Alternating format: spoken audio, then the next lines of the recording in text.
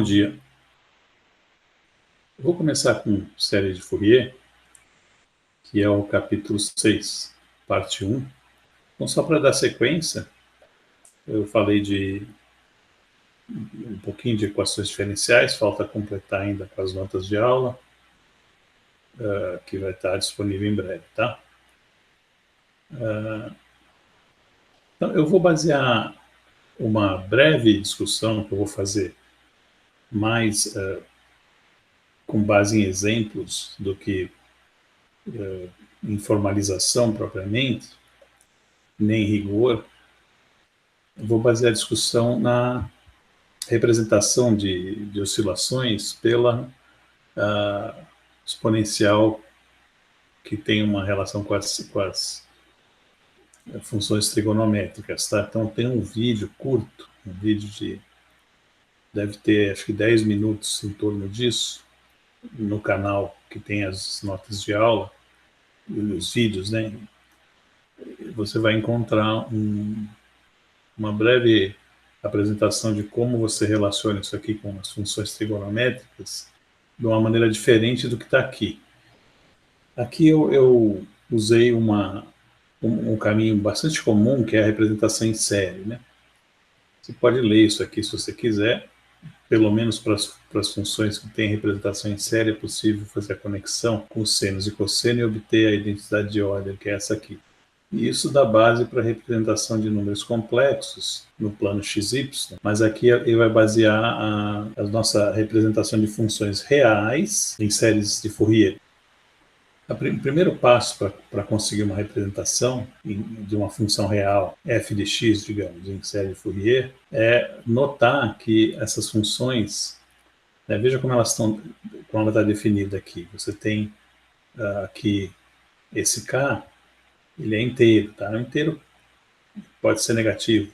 Então, a gente tem, por exemplo, essa identidade aqui. Toda vez que o argumento da função é 2π, ela dá 1.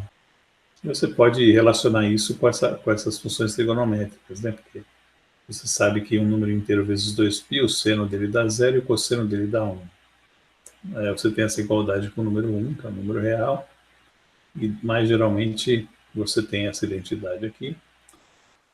E fazendo essa integral que está aqui, ó, você vê que você tem um k e um k', né? São dois números inteiros.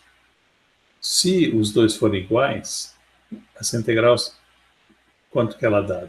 Para k igual a k', isso aqui é 0. E elevado a 0 vai dar 1. Então, o argumento dessa integral é a unidade, é 1. Portanto, essa integral de 0 a 2π, diretamente na diferencial, né, dx, dá simplesmente 2π, que dividida por 2π dá 1. Isso para k igual a k'. Para k diferente de k', você pode fazer essa integral como você faz a integral de uma exponencial ordinária qualquer. Então, a integração de uma exponencial, né, você simplesmente vai dar a função cuja derivada dá essa exponencial aqui, que é a exponencial, a mesma exponencial, dividida por toda essa parte aqui que é constante, que é o i vezes parênteses aqui, que está representado aqui, mas eu também apliquei os limites, né? Ela calculada em 2π menos ela calculada em 0, quando x é 0, isso aqui dá 1. Aqui está a parte que fica no denominador. Como eu estou fazendo para o caso em que k é diferente de k', isso aqui não dá problema nenhum aqui no denominador, porque são dois números diferentes, é isso? E esse 1 sobre 2π é essa constante aí, normalização, que já estava aí. K e k' são inteiros, né? Então a diferença entre eles também é um número inteiro. E um número inteiro vezes 2π, aqui nessa exponencial, veja, eu comentei aqui na página anterior, né? Se você tem um número inteiro vezes 2π no argumento, né, dessa exponencial, que tem o i aqui, vai dar 1, então isso aqui dá 1, portanto a diferença aqui dá 0 no numerador, né? Então ela dá 0 quando k é diferente de k'. Então eu tenho 1 se k igual a k' para essa integral aqui, com k inteiro, né, k e k' inteiros, e 0 se o k é diferente de k'. Então, deixa eu subir o quadro aqui, para você, só para complementar o que está escrito aí, né, com a noção de ortogonalidade, né? Então, como é que a gente interpreta isso aí?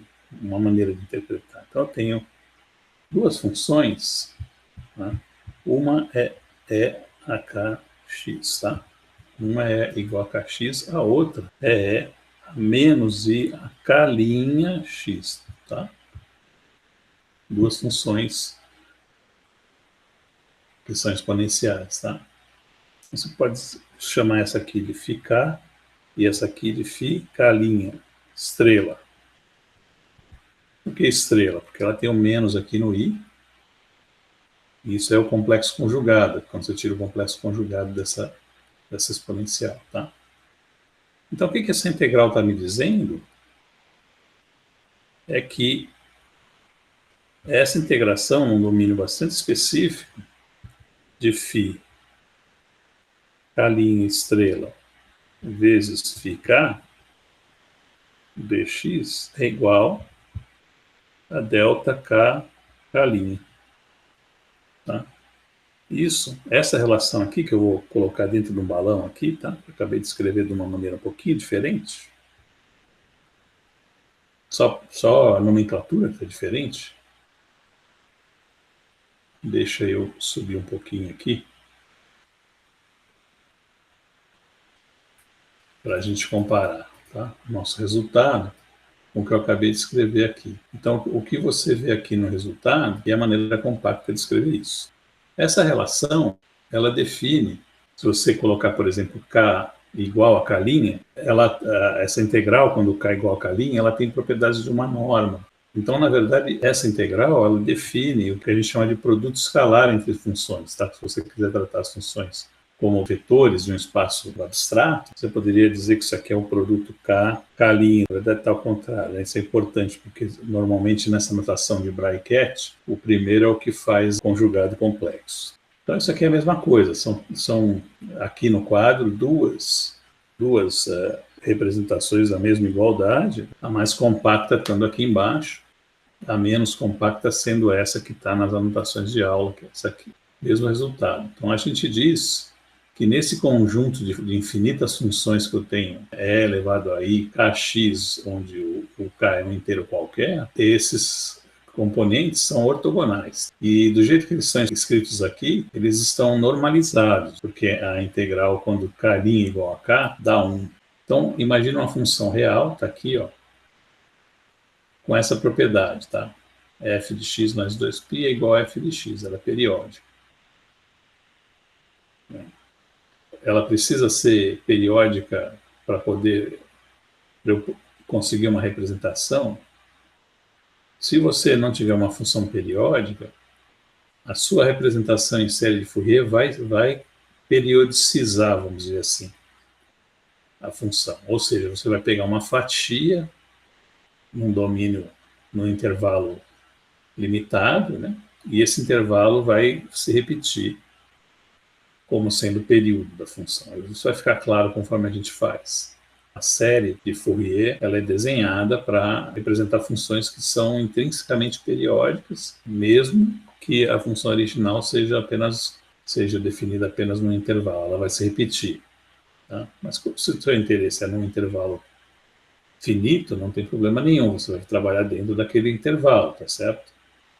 Como é que eu posso, então, proceder para representar essa função que é real, tá? Vou enfatizar isso, apesar de você estar usando uma base que é expressa como uma exponencial complexa, a função f de x é real, a gente já vai ver a condição para isso.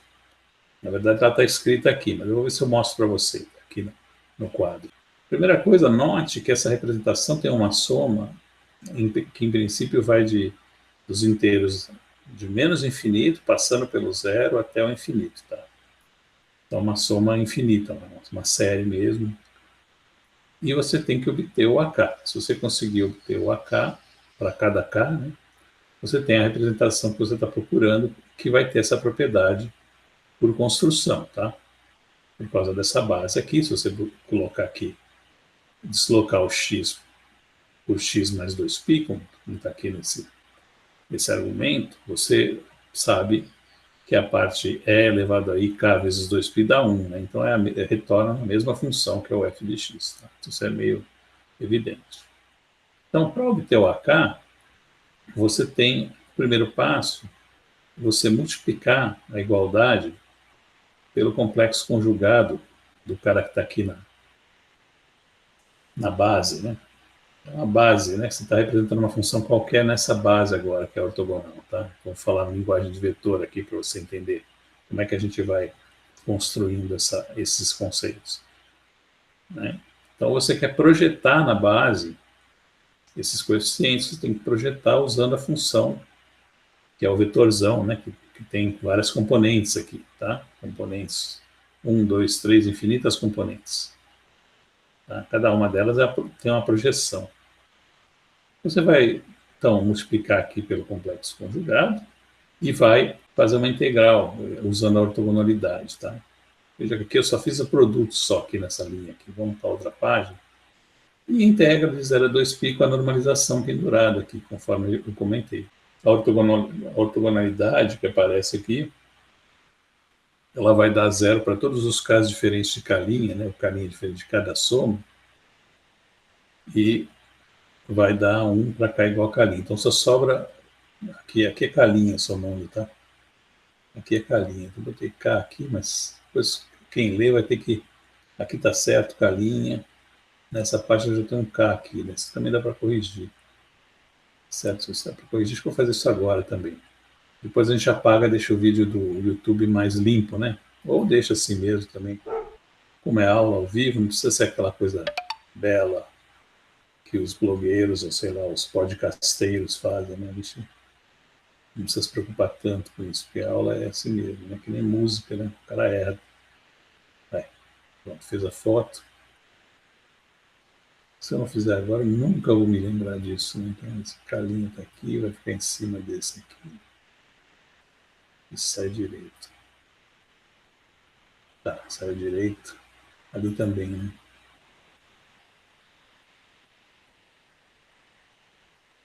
Vai, filho, puxa. Tá bom. Pronto, pequenas correções que a gente vai fazendo conforme usa, né? Então, veja, dessa soma aqui, por causa da relação de ortogonalidade, tá? Que está aqui sobre essa chave, eu vou ter, e só sobra dessa soma o próprio AK, né? Que já, então, acaba do lado esquerdo, fica a relação que você tem que fazer para obter o AK, tá? O AK, então, vai ser a projeção, né, da função f de x na base E elevado a IKX aqui, que está dada por essa integral aqui, tá? Então aqui está o exemplo, tá? Eu achei que eu ia ter que fazer no quadro, mas já está aqui, para mostrar que se o f de x é uma função real, o a menos k tem que ser igual a k estrela. Estrela é o conjugado, o complexo conjugado. Você pode usar esse resultado para demonstrar isso, mas antes de demonstrar, bom, podemos demonstrar imediatamente com esse resultado, por quê? Porque se o f é real, tomar o complexo conjugado desse cara aqui é mesmo que tomar o complexo conjugado da única parte complexa dessa integração, que é isso aqui. Tá? Você vai mudar o sinal aqui, tá certo? Então, se o AK está associado com o sinal menos na frente, o A menos K está associado com o sinal mais na frente. Basta trocar o K por menos K, né? Então, tomar o complexo conjugado, é isso que está escrito aqui nessa relação. Tomar o complexo conjugado dessa igualdade aqui é o mesmo que trocar o K por menos K. Tá? Isso está escrito resumido aqui, ó.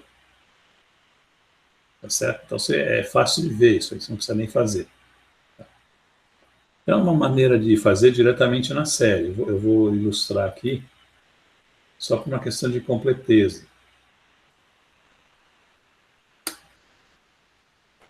Então a série foi definida, né, por uma função real.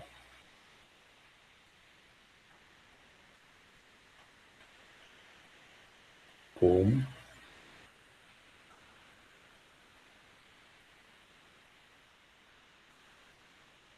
dá para ver isso aí, dá.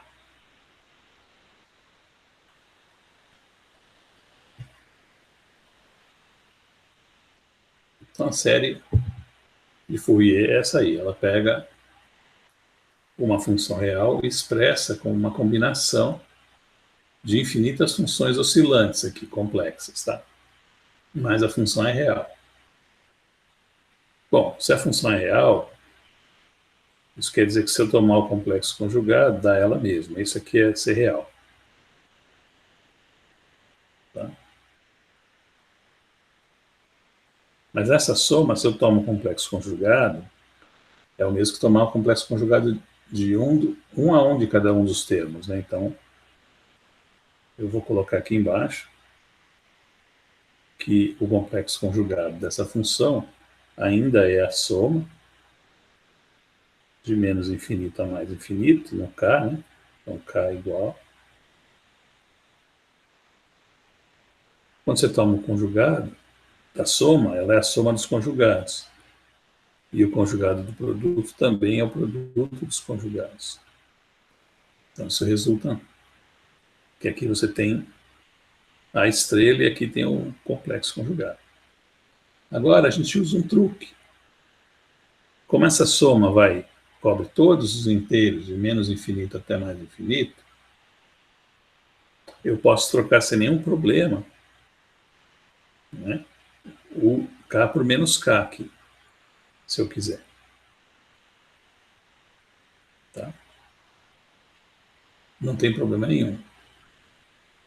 Por quê? Porque, veja, aqui cada K desse aqui é um número inteiro, mas você, nessa soma, garante que você cobre todos os negativos, todos os positivos e o zero.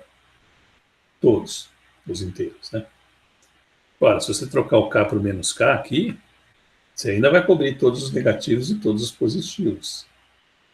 Né? Porque agora os negativos vão ser cobertos no ramo que antes eram cobertos pelos positivos. Só isso, e também vice-versa, né? Ou também para os negativos, tá bom? Então isso aqui é igual, eu posso escrever aqui que isso aqui é a mesma coisa, que uma soma K igual a menos infinito até mais infinito. Claro que se você respeitar a soma, que você começa aqui e vai até aqui da esquerda para a direita, você vai só reordenar essa soma, não tem problema nenhum. Menos K, estrela é aí KX, tá? Então, por enquanto eu só usei uma propriedade matemática aí dessa soma, que eu observei que ela está embutida no jeito que a soma é feita. Só isso, tá? Para expressar o complexo conjugado. Tá? Agora, eu vou usar essa condição que está aqui em cima. Tá vendo? Essa condição é a condição de que a função é real. Tá? Então, isso aqui vai me levar à igualdade entre esse cara aqui, que é o final dessa sequência, né, argumentativa, e esse aqui, ou seja, a igualdade entre o f de x e o f estrela de x.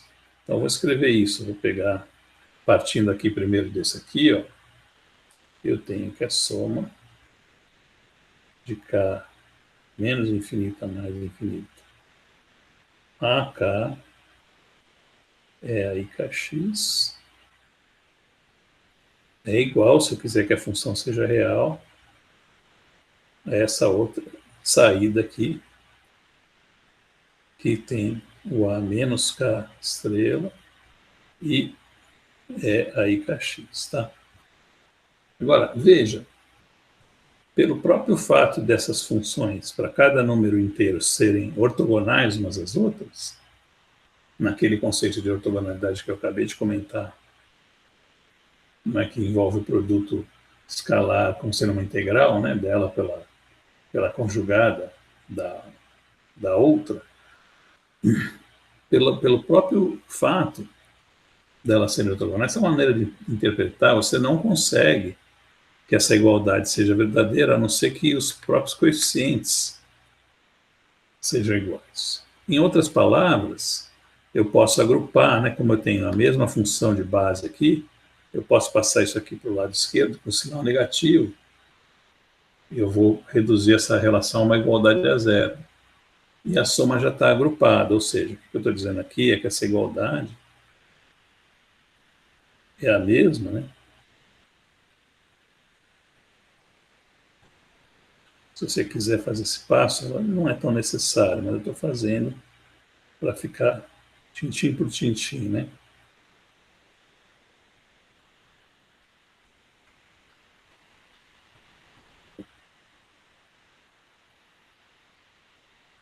Tá? Então, só reagrupei essas coisas aqui. Então, uma outra maneira de dizer o que eu tinha dito, né? Tem várias maneiras de dizer o que eu acabei de dizer sobre os coeficientes, é que para que essa soma seja nula, cada um desses coeficientes tem que ser zero. Né? Essa exponencial não tem raízes aqui, não, tá? Então, isso tem uma implicação, né? Que é a identidade que eu estava querendo obter. Ela só está com K e menos K trocados, basta trocar o sinal do K, dos dois lados, obviamente, né? Que vale para todo K, então posso trocar a hora que eu quiser. E essa é a igualdade que eu tinha proposto inicialmente aí, tá certo? Então, essa outra maneira, né? Aparentemente um pouquinho mais envolvente, né? Porque envolve você observar algumas propriedades que estão nessa soma, que é uma notação compacta, né? Mas você chega no resultado também. E da integral diretamente também chega, tá? Aqui tem nessas notas de aula tem um resumo aqui, né? Então, se você dá aquela pausa quando está estudando e ver aqui, de um modo geral, o que a gente já concluiu aqui. E um exemplo. Vamos fazer um primeiro exemplo, né? Eu tenho essa linha aqui. Se eu quiser, eu repito ela para formar uma função periódica. Se eu não repetir, eu vou ter uma representação para ela só nesse intervalo e nos outros ela vai ficar periódica. Então é só isso que você tem que saber, né? Que a representação em série de Fourier, ela vai te dar sempre uma função que ela está no intervalo e o resto é repetido. É isso por construção mesmo. Aqui eu já fiz a função ser repetida nesse desenho aqui, que essa é a famosa dente de serra, né? Então tem algumas características, né? Ela é linear, nesse caso ela cruza na origem, foi escolha minha, né? O Fmax aqui, ele é esse valor aqui que ela assume maior, né? E esse 2π que está embaixo vai garantir que ela vai de 0 a 2π, tá certo? E depois passa a se repetir, tá? Então ela tem período de 2π, não é isso? E o intervalo aqui, eu faço ele, às vezes, aberto dos dois lados, mas é possível incluir, fechar ele de um dos dois lados, não tem problema. Tá? Bom, como é que você calcula o AK? Que foi dado. Então, agora você vai botar o f de x no lugar daquela expressão que estava lá antes. Tem que fazer essa integral. Tá? Então, daqui para frente, é usar conhecimentos de cálculo mesmo. Cálculo 1. A única coisa é que tem essa constante i aqui, que é raiz de menos 1, mas é tudo igual. Tá? Você faz a integral do mesmo jeito. Tá? Como ela é uma integral que tem um x pendurado aqui, eu usei um truquezinho. Você está notando aqui, né? Esse x ele pode descer da integral, da exponencial, perdão, se eu fizer uma derivada com relação a ik. Tá? Eu botei um sinal menos aqui. Claro, para cá é diferente de zero. Professor, desculpa. Eu acho que eu não entendi muito bem esse passo. Você quer tirar esse menos ik, quer dizer, você quer tirar o x, mas, peraí, vamos mais devagar. O menos ele vem para cá por quê? Tá, eu vou terminar aqui de explicar para você. Eu tenho uma integral para fazer que eu poderia fazer por partes, na verdade. Eu tenho aqui um x, é fácil de fazer por partes. Então é preferência do freguês. Mas tem um truque. Deixa eu subir o quadro aqui para explicar direito, tá? E eu posso deixar isso aqui também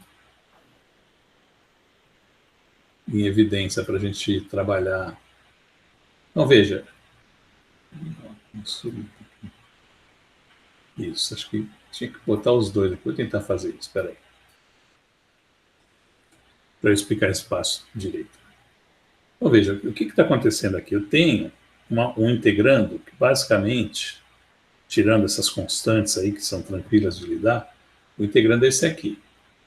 Aí eu posso fazer a integral por partes, se eu quiser. Mas tem um truque que me leva mais rapidamente a essa integral. É um truquezinho. Eu noto que toda vez que eu derivo com relação a alguma coisa, a exponencial, tratando o restante como constante, esse restante que eu estou tratando como constante desce, não é assim? Então, por exemplo, imagina essa função aqui, só para trocar a notação um pouco, onde eu tenho o alfa e x aqui. Se eu fizer isso aqui, dx, Carlos, você sabe que isso aqui igual a alfa é a alfa x, não é verdade?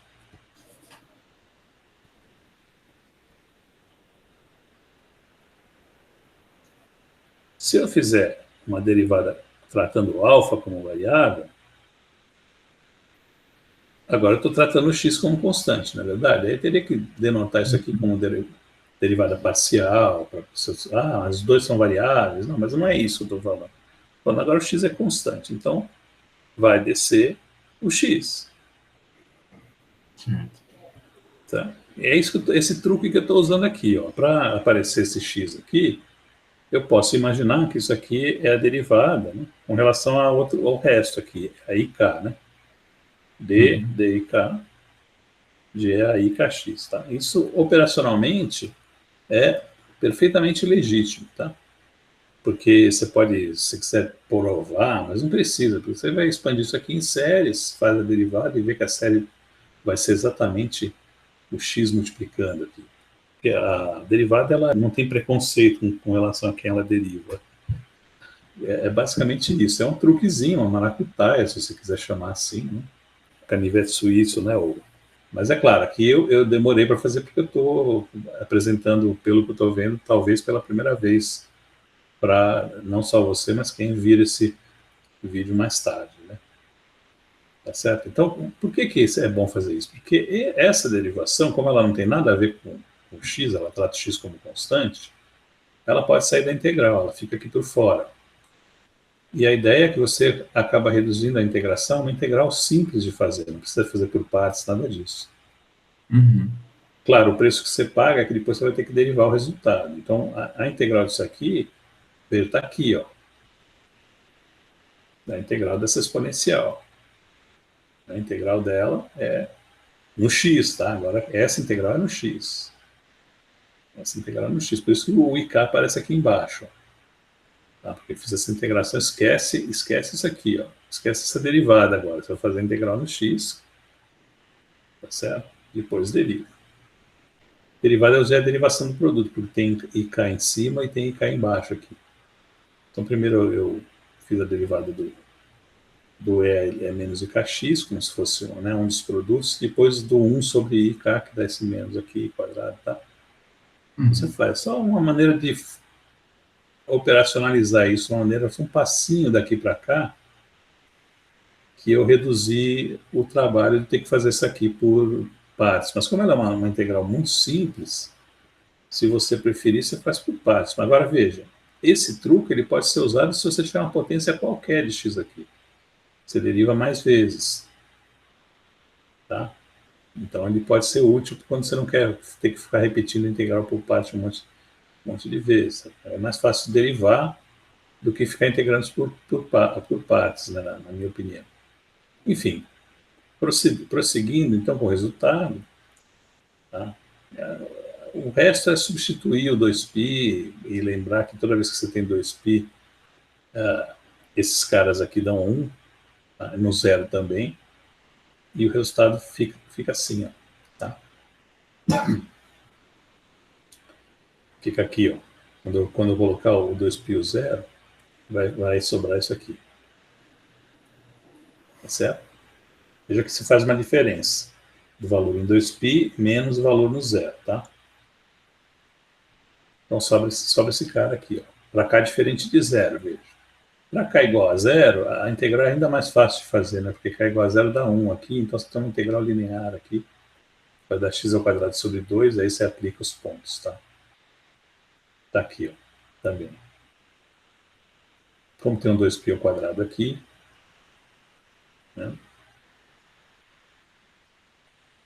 Por causa da própria normalização da função linear, veja, eu defini a função como sendo essa reta, né, que é fmax sobre 2π vezes x, tá? Porque daí ela vai de 0 a 2π.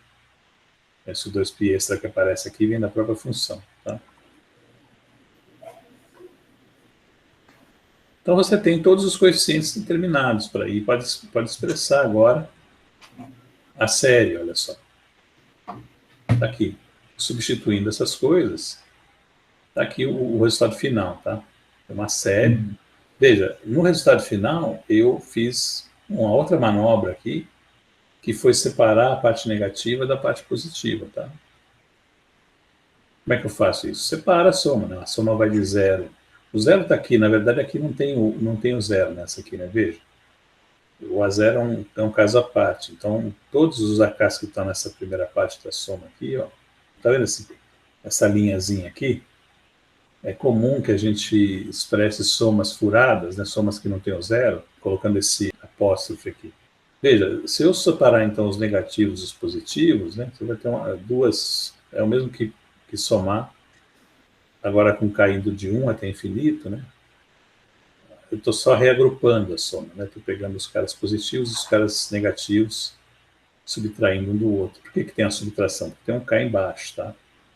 Então essa aqui é a parte que o K é negativo, mas eu agora aqui embaixo eu estou somando nos positivos, então tem que fazer aparecer os negativos que estão aqui do lado direito, os positivos do lado esquerdo, tá?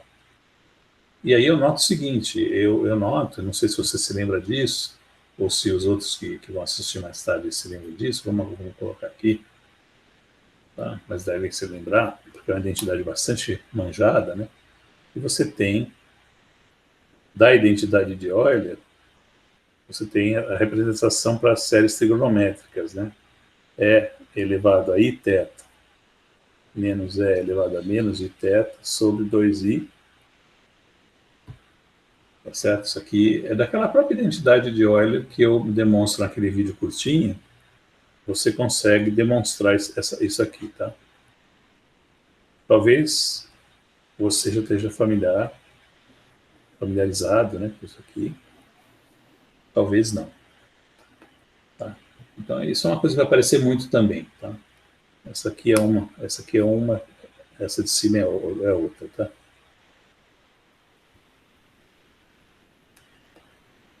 Então dá para fazer da tangente também, tá? Então isso aqui, quando a gente vê aparecer essas subtrações ou adições, né, de funções semelhantes, a gente já relaciona, então tá aqui, ó, aqui está a subtração.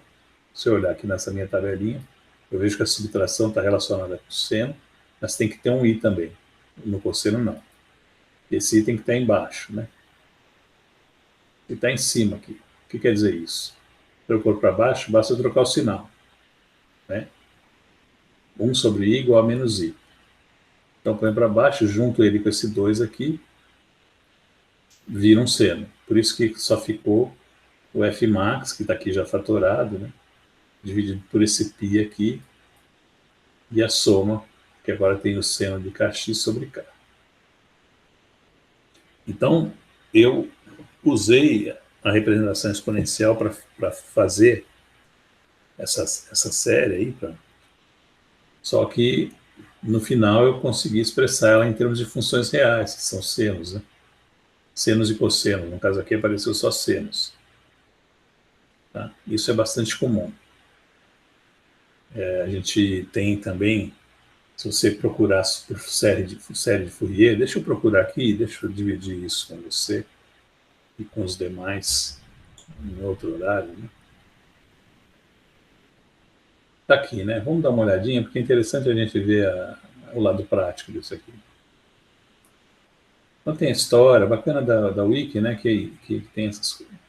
Veja como é que eles fazem, né? É uma coisa muito comum em livro de matemática ou artigo com orientação um pouquinho mais matemática, começar com essa representação aqui, que eu estou passando o mouse em cima, tá? Em senos e cossenos, tá? Por algum motivo, o jeito mais fácil de fazer, que é com essas exponenciais, bota medo no povo. Acho que o povo não se acostuma com o número complexo. Sai correndo, né? Nem no ensino médio, quando a gente dá, né? Nem, não gosta, né? Fica perplexo com o número complexo, né?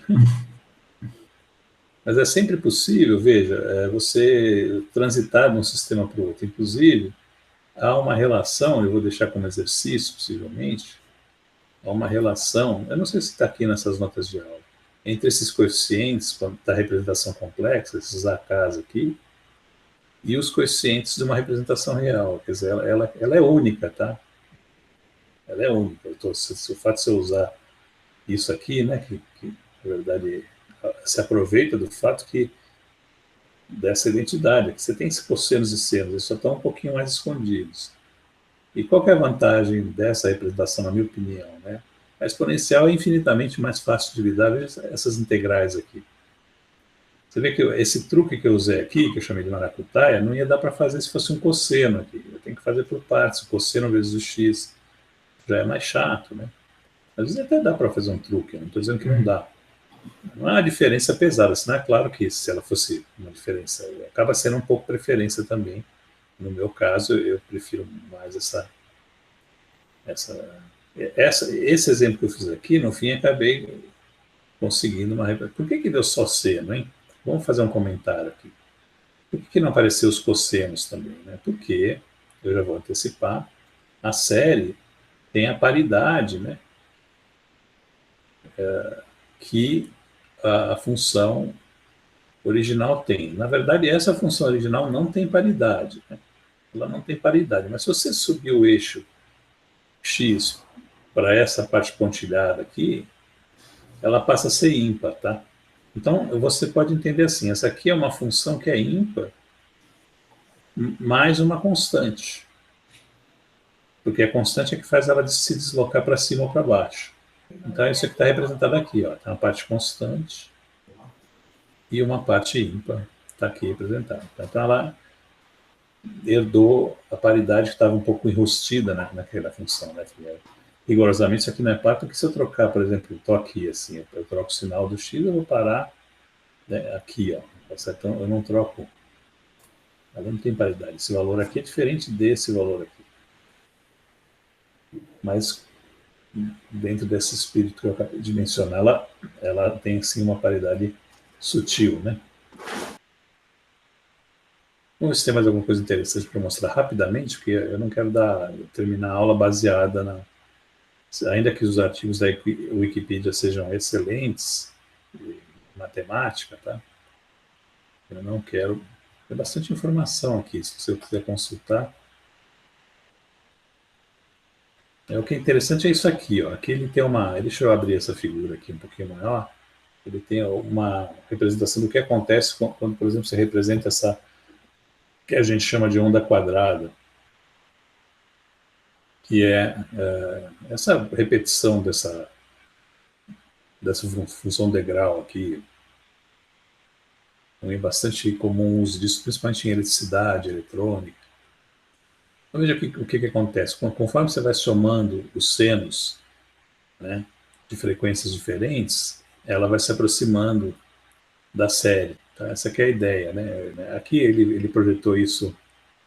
É interessante isso aqui, porque isso aqui acho que é uma animação. Deixa eu ver se... Isso, com 6, né? 1, 2, 3, 4, 5, 6, tá? 6 contribuições para você ver aqui. E aqui está a intensidade de cada uma dessas. Isso aqui seria a representação dela no espaço de frequência, tá? Cada uma dessas contribuições com frequência bem definida a gente chama de harmônico.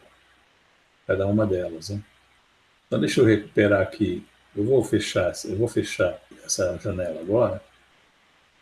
Você veja, né? As amplitudes vão caindo com o K. E o que é o K ser maior? Significa que as frequências são maiores, né? Então, além da frequência aumentar, né, da frequência de oscilação desse termo aqui aumentar, quando o K aumenta, a amplitude dele diminui com 1 sobre K. Né? Cada vez que você vai um K maior, ele vai diminuir. Isso é uma característica universal da série de Fourier. Tá? Realmente eles... Muito bem, aqui nesse trecho aqui, eu também possivelmente vou deixar para vocês exercitarem, né? Porque você fala assim, pô, eu usei ângulos, né, nessa exponencial, mas e se for comprimento, né? Como é que a gente faz? Vamos supor que eu tenho uma função onde eu tenho 0L, 2L, isso é só renormalizar tudo, né? Tá certo? Você faz uma mudança de variáveis aqui, tá? Chama o U de 2πx sobre L, aí você redesenha essas integrais aqui, vai vendo que os coeficientes, todas as integrais vão se reformulando e você, em vez de ter um 2π aqui, um k aqui, você tem que ter um 2πl vezes k. Tá?